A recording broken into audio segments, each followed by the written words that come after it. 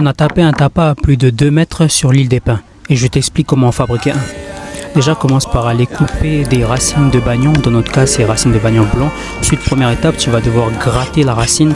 Là, on a dû s'y prendre à 2 personnes pour la gratter. Une fois la couche extérieure retirée, on va mouiller notre espace de travail et la racine de bagnon.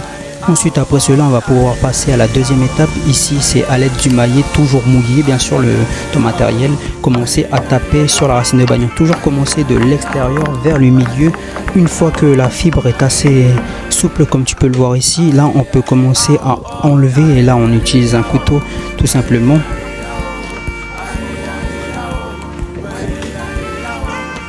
Ici, on vient juste tailler pour bien rendre ça symétrique, notre tapa, sur les côtés, bien sûr. Après cela, on va encore venir rincer notre tapa de 2 mètres dans l'eau pour rendre les fibres encore plus souples.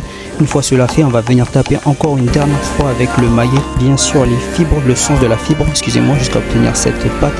Là, on vient essorer à l'aide d'une bouteille en verre, on n'avait que ça sous la main, et laver à l'aide d'un tissu pour rendre notre tapa le plus beau possible.